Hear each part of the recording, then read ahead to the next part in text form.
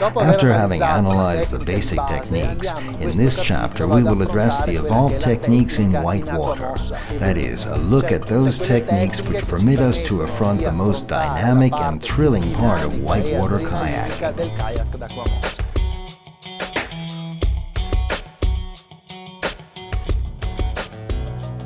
The secret for going down a river in harmony is to follow the flow and let the kayak adapt to the changing forms of the white water.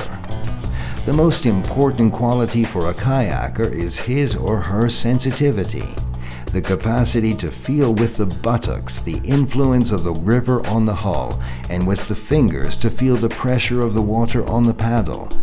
Improving sensitivity means improving the motor response we are able to give. In rapids, there is not one proper way to paddle, one correct way to stroke. Instead, we must, according to the situation and the objective we intend to gain, modify, vary, combine strokes, and it's this creativity, this imagination, and this proficiency which permit us to become skilled whitewater kayakers. In rapids, the weight of the body must remain as much as possible inside the kayak. Leaning on the paddle means gaining balance but losing capacity to control the kayak. Opposing the current with the strength of our muscles is a battle lost from the beginning.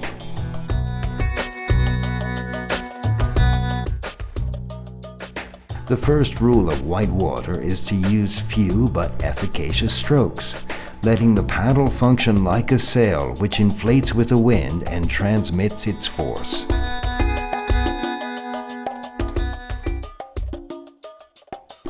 The verticality of whitewater paddling varies according to the situation. A stroke executed near the kayak gives greater straight-line propulsion but reduces balance. Keeping the blade far from the kayak gives greater stability and directional control, but causes loss of velocity. Often these ways of paddling are combined in the same stroke.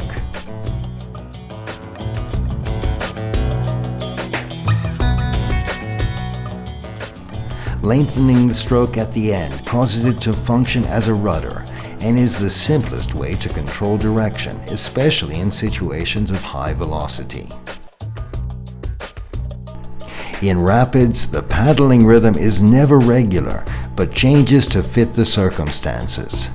At times, it is necessary to speed up the rhythm, while at others, it is necessary to slow down and wait for the right moment to give the right stroke.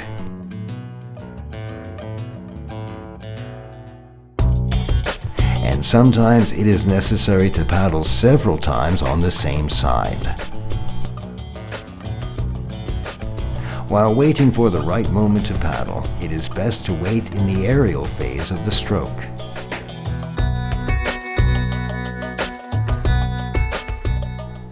In whitewater, placement of body weight varies according to the situations.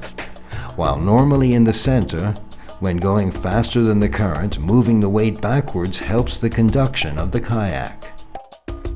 Instead, when we are slower than the current or must break into a wave or stopper, all weight must be placed forwards.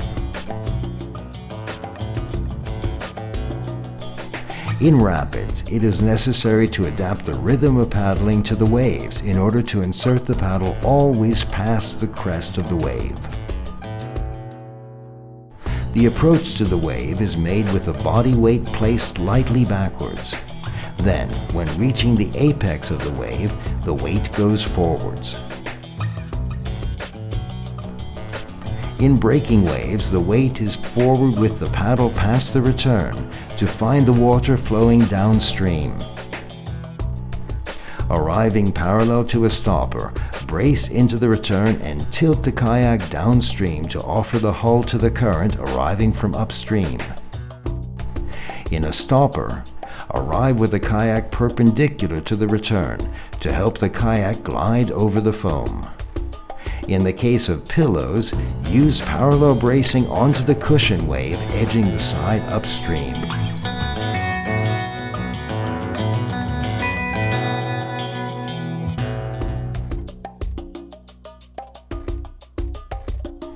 In the meeting of two currents, the kayak is oriented towards the crossing current, which must be climbed as if making a ferry or an entrance into the current. The descent of a rapid rarely follows a straight line. Therefore, the kayaker must be able to change direction with precision. A change of direction is composed of a phase of rotation to orient the kayak in the new direction, and a propulsive phase that completes the whole movement. Using the diagonal stopper,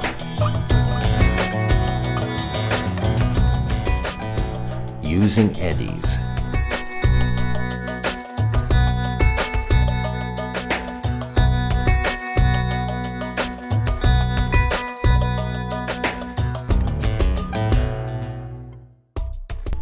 in voluminous rivers, increasing anticipation is a determining factor.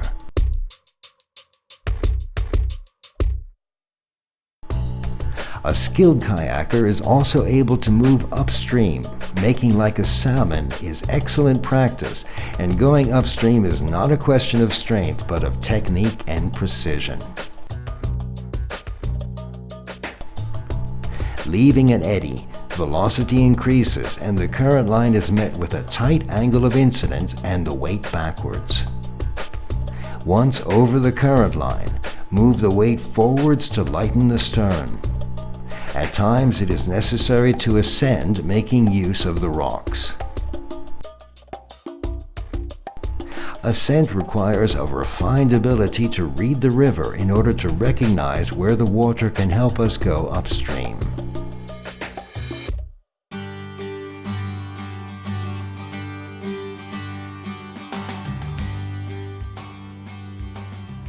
As regards technique when we attempt rivers with little water, which as a consequence present many obstacles, the things to keep in mind are first, the idea of being very reactive, effectuating precise strokes, and then that in velocity, the speed of the boat is generally reduced inasmuch as the fundamental point is control of the trajectory and direction of the kayak. Regarding the obstacles that we will surely hit, it's necessary to remain very elastic with the lower part of the body to better absorb the shocks. In some cases, it is better to jump over obstacles than try to avoid them. And in a torrent with many obstacles, it is always more important to keep the eyes on the point to be reached rather than on the obstacles. Another thing to take into consideration is the idea of working with narrower angles at arm level, which helps to protect the arms and shoulders from blows received through the paddle.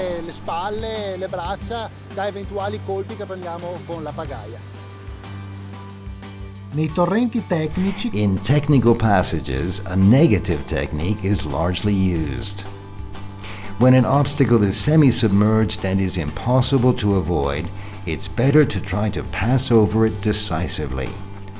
If you arrive sideways onto a rock, displace your weight onto the obstacle, edging the kayak to offer the hull to the current.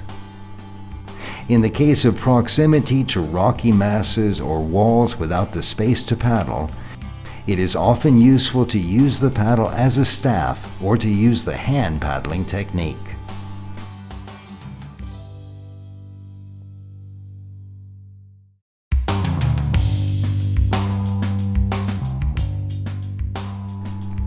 We are often obliged to perform the seal launch.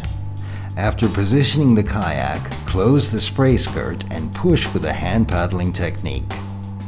In the air, grasp the paddle so as to be ready to stroke upon entry into the water. From launches higher than 3 to 4 meters, it is advisable to enter the water at an oblique angle rather than with the kayak flat.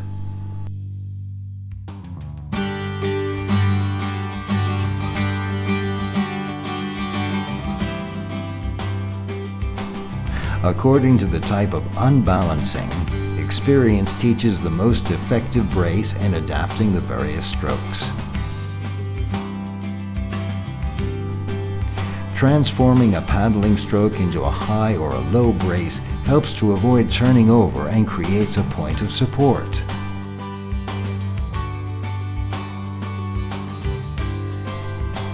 Even though it is a very effective stroke, the low brace is rarely used. It is, however, very useful and less traumatic for the shoulders than is the high brace. The low brace can almost be considered as a stroke that prevents overturning. The combination of a high brace followed by a low brace is often an effective way to re-establish equilibrium. In the case of constant over-rolling, it is useful to perform a high brace followed by a push of the blade towards the bottom of the central zone. Even when we execute braces in rapids, we must always think that the bracing point of the blade in water enables us to right the boat using the lower part of the body.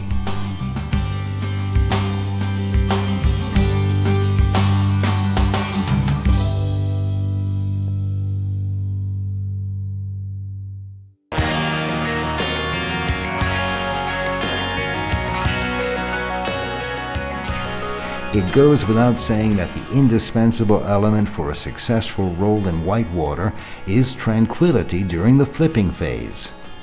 It is necessary to remain relaxed and at times have the patience to wait for the best moment to perform the stroke.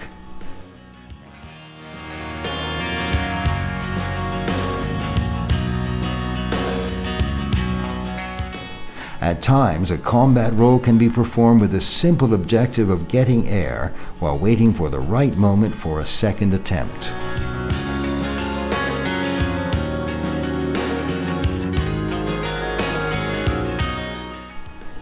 The back roll is the one most used because very often when we capsize, we are unbalanced towards the stern, and it is therefore the maneuver that offers the greatest rapidity of execution. The hands roll at times permits resolving emergency situations.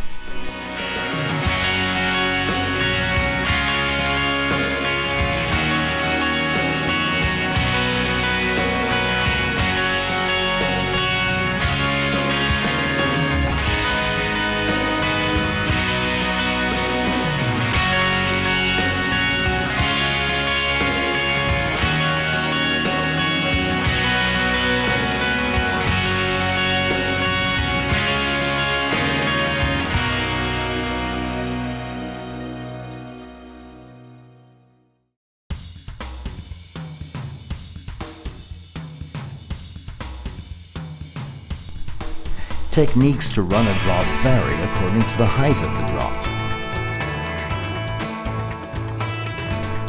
Regarding steps and medium-height jumps, to keep the kayak from plunging into the basin below, the boof stroke is used to land the kayak flat on the surface of the water. It is very important to perform the boof stroke at the edge of the jump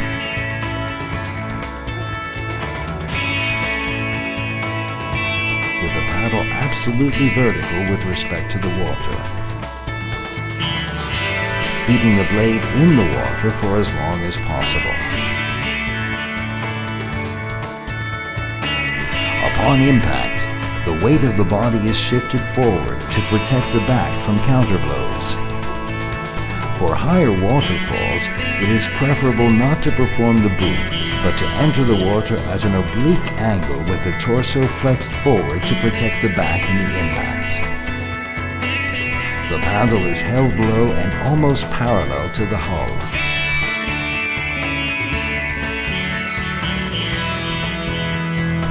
In the free-falling phase, body weight is shifted forwards and backwards to control the attitude of the kayak, and with it, the consequent angle of entrance into the water. According to the conformation of the fall, the jump should be made from the point that permits getting as far away as possible from the hole.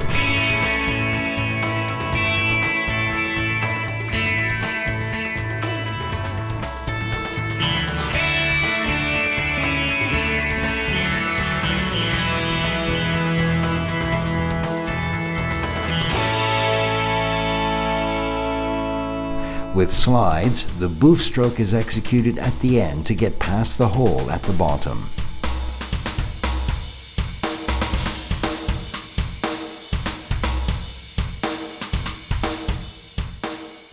If the slide presents shallow water, forward strokes are recommended.